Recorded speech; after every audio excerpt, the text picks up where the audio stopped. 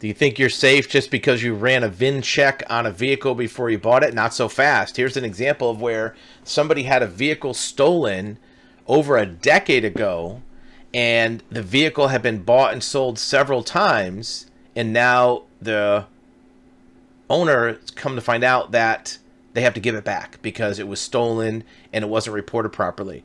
One crucial DMV mistake led the judge to rule in my favor. This also brings up another important point. If you're looking to get a title for a vehicle where you don't have the right paperwork, the best method is a court-ordered title.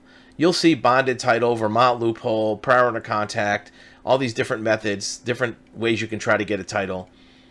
The best way to do it is a court-ordered title, because when you get a judge's ruling, that overrides everything else, right? And look, these loopholes with Vermont, people do it all the time. You'll see it on our website. You know, Car and Driver talked about it. Haggerty Insurance talked about it. Jalopnik talked about it. You know, people do it. You can do a bonded title. That's done through your state with a surety bond. You could do that too. But all of those methods have risk and additional expense associated with it. If you do a court-ordered title and get a judge's ruling, you're done, right? That overrides everything the DMV could do. Anyways, make a long story short, a driver recovered their beloved 71 Nova after it was stolen and missing for 13 years. They parked it outside of a friend's house for 2 months while they were away. And when that happened, when they came back, it was gone. They searched for 9 years and they saw a sales ad on Craigslist. And they found that it was a car dealer put the car for sale, and they believed that they purchased it legally because they had the right paperwork. The DMV later issued a title for the vehicle, but it created more issues. It was missing a date at the bottom. The DMV didn't scan the records, and come to find out, the person who was involved with this was arrested because they reported it. But the bottom line is, the DMV made an error when they entered it. What happens a lot of times is when a vehicle is reported stolen to a local police department, they may not upload all the information to all the different places where it could be stored. Like if you look on Carfax or VIN Check or these VIN Check websites, look, they have access to a lot of information, but they don't have everything the DMV has. They don't have everything all the NCIC has and all the government agencies has. Matter of fact, if you look at the bottom of the website for like Carfax, I'm not picking on Carfax, right? They do a lot of things. But it'll say that this is not complete information. It's just basic information. So by spending $10 or $15, $20, whatever Carfax charges, you're not getting the same information as if you actually go to the DMV and go to the police department. And right here, it tells you.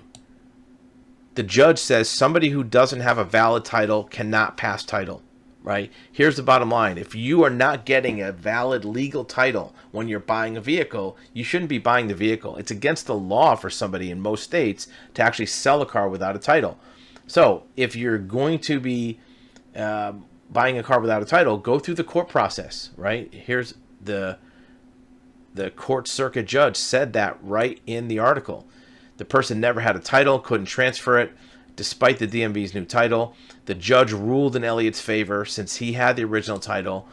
They say when you get clean, everything comes back, and that's what happened. Look, somebody ran a title search and with some online website, and it looked like it was a clean title, but in reality, it wasn't. So the moral of the story is, first of all, don't buy a car without a title. If you do end up with a car without a title, use the court-ordered title process, right? That's the one way to make sure that all your bases are covered. Don't fall for this story. This is one we hear all the time in our car title division. The title was missing when Conroy bought the car, but he was promised that one could be obtained. Look, we get thousands of calls every day, thousands of contacts every day. And the vast majority of them are for people who bought a car from the seller who told them, look, I don't have the title, but I'll either get you one or you can get one, right? You can get one using a bonded title or a Vermont loophole or something else. They'll promise you to get a title. As soon as they have your money, they're gone. They're going to ghost you because they don't need to do any more work, and they probably couldn't get you a title anyway. And part of the reason is, too, that older car records are purged from the government database. Whether it's a theft report, whether it's a title report, they get purged from the database. Now keep that in mind. Database is different than documents. If you have a database, that's one thing. If you have a document, that's something else. Every vehicle record starts with a paper document. Those are in archives. So when you go to court, the court's going to be looking at those archives. So make sure that you're using the highest and best authority of getting a title, which is a court order title, not some random loophole or some database record which may not be 100%.